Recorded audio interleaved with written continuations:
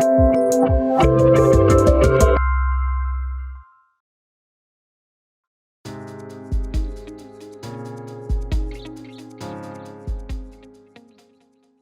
for coming to the last talk. Hopefully we can end the conference with something easy, or clearly you had nothing better to do. All right. I'm Adam McNeilly. I am a senior software engineer at OkCupid, and today we're going to talk about writing better code comments. Now, I was a little surprised that this talk got accepted to this conference because there's so much Kotlin multi-platform stuff going on, but just because I'm not talking about multi-platform doesn't mean I can't make fun of Java, which is actually the first thing we're going to do. So earlier this summer, Java tweeted out this article saying, "Stop writing code comments." And it was basically highlighting all of the problems we have with comments and argued that the solution was to stop writing them entirely. This is bad advice. Comments do have their issues, maintaining them can be difficult, but the solution to a difficult problem isn't to stop doing it entirely. This article also offered some pretty harsh language, saying things like, when you need to write a comment, it usually means that you have failed to write code that was expressive enough. You should feel a sharp pain in your stomach every time you write a comment. This is just really bad language. This isn't really the culture we want to create as engineers. Something like this can be really unwelcoming to newcomers who are trying to learn about comments and see comments as a point of failure. Which is my first point. You are not a failure for writing comments. The solution is to stop writing bad comments. So, how do we do that? Well, first, before we can get into that, we need to make sure we have an understanding of why comments exist in the first place. Someone intentionally made it so we could write code, write text in our files that's not interpreted by a compiler, so it's human readable. And there are some really good reasons for that. So one example of using comments is to provide additional insight. So here's an example I pulled from a project I work on where we have a base web view client, and we have a comment that's explaining there's certain functionality that we need to be consistent in all of our web views, but we have other web views that provide additional customization on top of that, so we can extend from this base class. This is a comment that gives additional insight to the reader about why this class exists in the first place, something that I can't get from code alone. It can also help to explain why we did something. So here, if I'm dealing with an API that for some reason returns time in seconds, but we need to often manipulate time in programs as milliseconds, I can provide a comment to explain that. Otherwise, someone comes along, they see this code, they have no understanding of why I just randomly multiplied something by 1,000. And this is really bad. Maybe I should use a constant instead of a magic number here. But this still shows a good thing we can get from our code comments. And probably most commonly, we see them as used as a way to provide documentation. So here I could have an interface for an account database access object with an insert method, and I can use a comment to describe what that method does. I can say it inserts account into a database. I can even use a fancy link to say this account parameter, that's the account that we're trying to insert, and then I could say this is returning the ID of that inserted account. So we can get documentation out of comments, which is good. But despite all of these good things, there are risks that comments pose. There's a reason some people think the solution is to stop writing them entirely. And that basically comes down to changing code doesn't guarantee we change the comments. So another way I've seen this phrased often is that code doesn't lie, but comments can. And so I want to show you an example of an easy way that can happen. Let's say we are writing a list of users, and we write a filter method to filter out only active users, someone who's signed on recently. And I put a little comment there saying we only want to display active users. My intent is to try and help the reader show why we're doing this. There's always a good intent behind these things.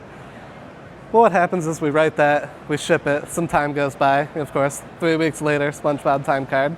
And maybe your project manager comes to you and says, well, that code isn't actually what we want. We found out that we might show active users, but people who aren't registered are slipping through the cracks. So you go in and you add a new condition to that action. Say, I want the user to be active, and then I want to make sure they've completed registration. All is great, project manager's happy. A lot of time goes on, no one thinks about this code, so much later that the old narrator got tired of waiting and they had to hire a new one. And then someone stumbles upon this code and they're wondering, well, which is right? Is the code right and someone just forgot to update the comment? Or is the comment what we should be doing and we have a bug? And depending on the amount of time that's passed, or if it's a completely different developer, we just don't know. So this is an issue that we run into with comments. So how do we combat all of that? Well, I think we can take comments in a project and really group them into 3 types of comments that we have. We have comments that are strictly unnecessary, things that we could delete from our code base and we wouldn't even know that they were gone. We have comments that are unhelpful. Now, there's a little bit of overlap here. An unnecessary comment is also an unhelpful one. But I'd really say what I'm trying to capture here is we have comments that were written with a good intent of trying to help the reader, but maybe sometimes have the opposite effect. And we'll see examples of how we can combat that. And then, of course, if we've solved those 2 things, then we're left with comments that are actually helpful to us, the reader, which is important. So I want to start off by talking about unnecessary comments. This is the easy one. There are some times where you can just forget writing a comment, and I want to highlight that out. So let's look at the same documentation example from earlier, where we're writing documentation for this insert method, but really all it's doing is repeating the code. So we have a line that says this inserts an account into the database. Well, given that the method is called insert, and it's inside called an interface called account database access object, I can kind of infer that from the code. Similarly, having a parameter named account for an insert method implies that that's what we're inserting into the database. The only really helpful one here is that we're returning the ID of the inserted account. Maybe someone who's worked with databases can see, well, if we're returning a long, that's probably the ID, but strictly reading this, that's not clear. So one thing we can do if we see this, just remove anything you don't need. Here, the only thing I really need to clarify is that we're returning the ID of the inserted account. So now I've saved the reader time, they're not reading something that they already know or that the code is already telling them. And because we know comments can become out of date, anytime we can remove them is helpful, but we shouldn't do it just for avoidance sake.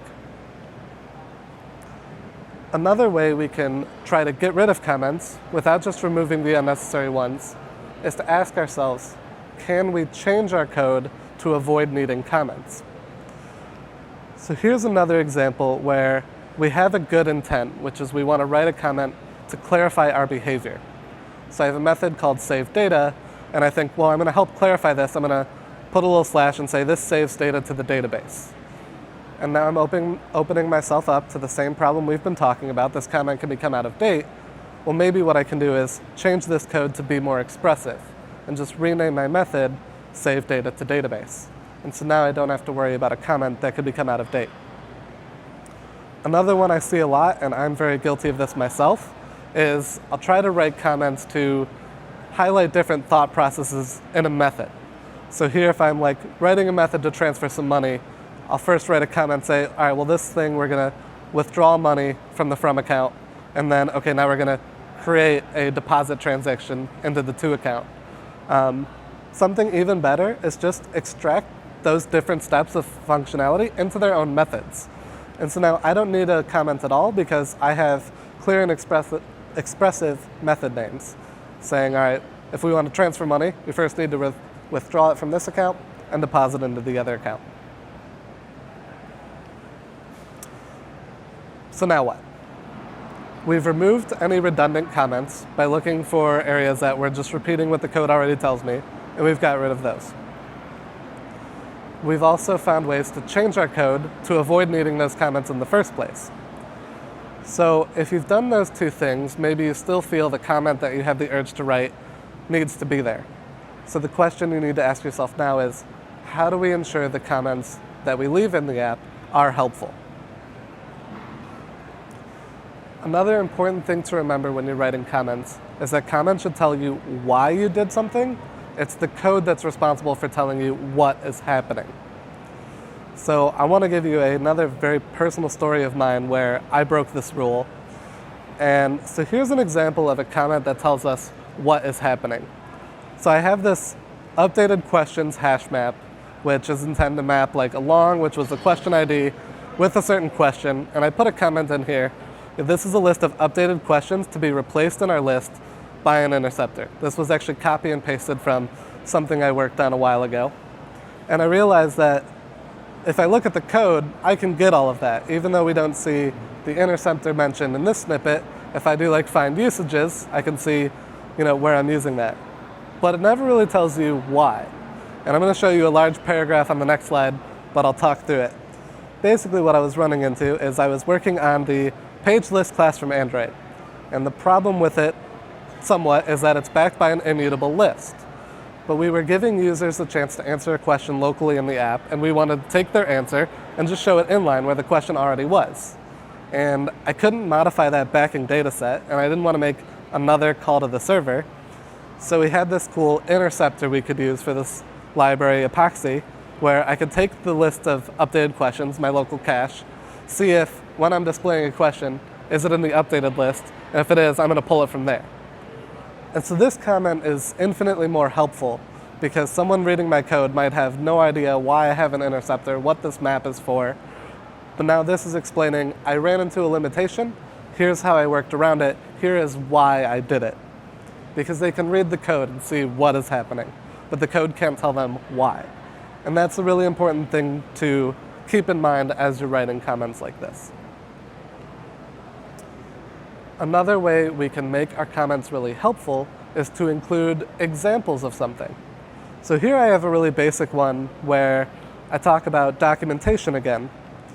So one of the tough things about documentation is that, it can be redundant, especially in something like this where I'm like adding a Pokemon with a name. But let's say I'm working on like a public API where I should be documenting everything and I don't want to remove this redundant code. How can I make that actually helpful? Well, one way to do that is to provide an example. So here I have like 3 names, Bulbasaur, Ivysaur, Venusaur, as an example of what's a name that I would expect. This can also be really good if you have like a regex expression in your code.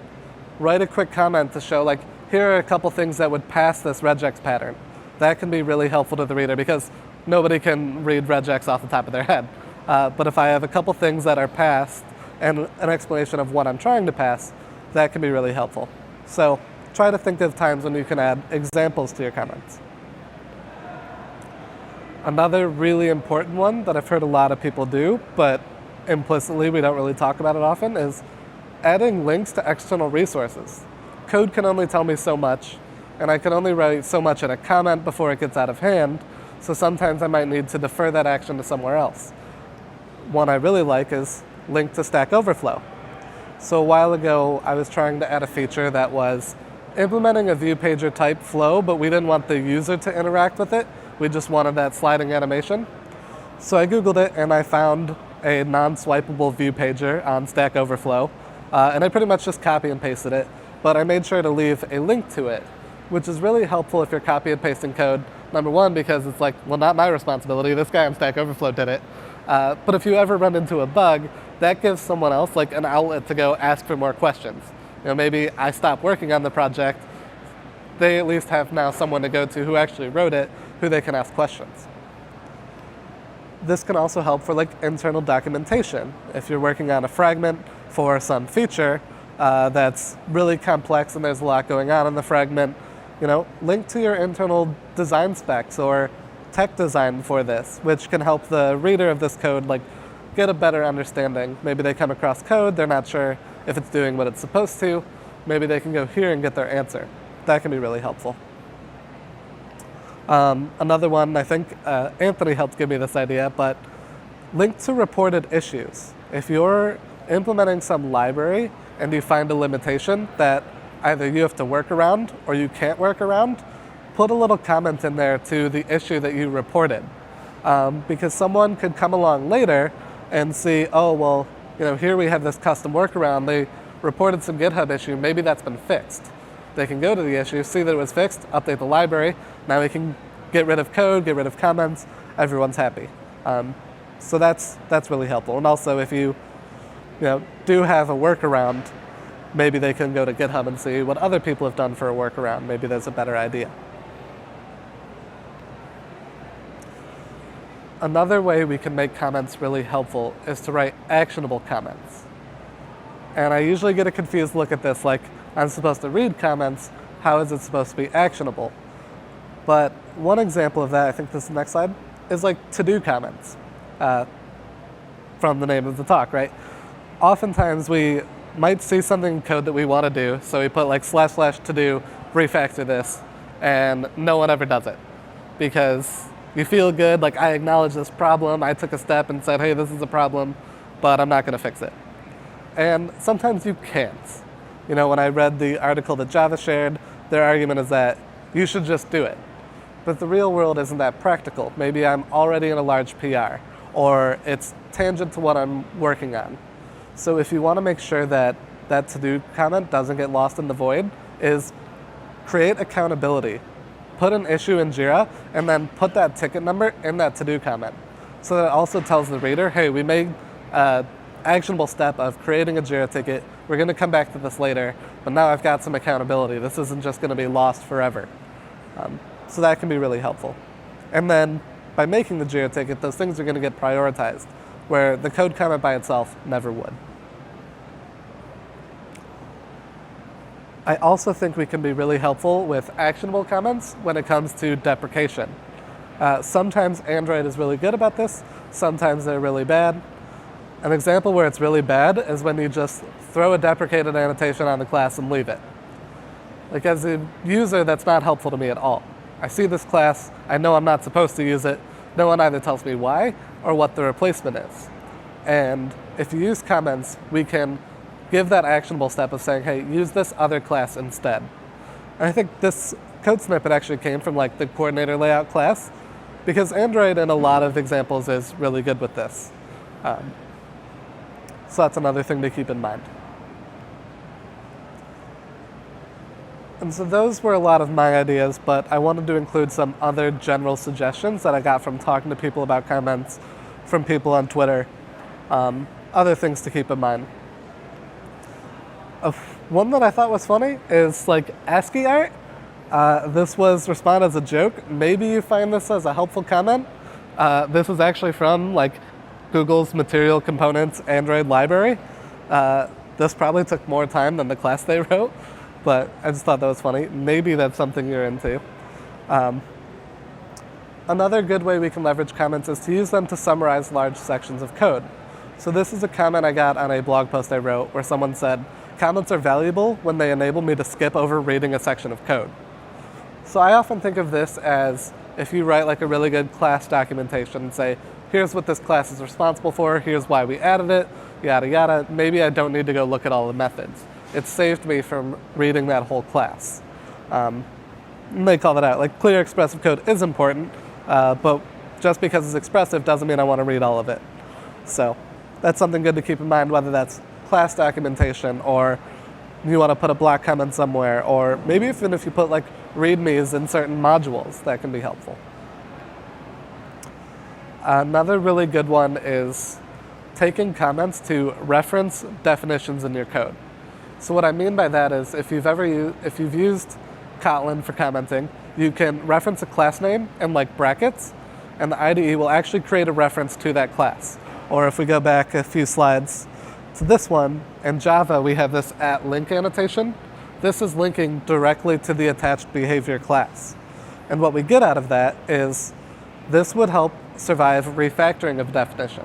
If I change the name of the attached behavior class using Android Studio's refactor, my comment will get updated automatically. So I don't have to worry about that disconnect. The IDE lets you click into those references because it's realizing it's an actual reference to some definition. It's not just a string of text like the rest of the comment. And if you use auto-generated code, this will actually like create a link in the eventual HTML file to go into the documentation for that class. So this can be super important. And I just show a quick example where that fails. So if we look at like this top example, I have a comment saying I retrieve the primary type, capital T, for a Pokemon. And this val returns type with capital T. But in the bottom part, if I rename this to Pokemon type, my comment still says type. And so this is the problem we run into. It's outdated, it's not accurate of like what it's actually returning. So with references, all we need to do is wrap that in brackets. And now if you look at the bottom example, the comment was actually updated. And I didn't do that by hand, I just went in, shift, F6, changed the class name, and now my comments are updated for me right out of the box. It's also important to use consistent language when you're writing comments. If you're documenting methods that return Booleans, try to always describe the true condition, or false if that's something that really works for you, but don't describe the true response for some methods and the false response for others, because that causes a lot of context switching for the reader. Because you're doing that, you might end up misreading what a method actually does. So a bad example of like inconsistent documentation.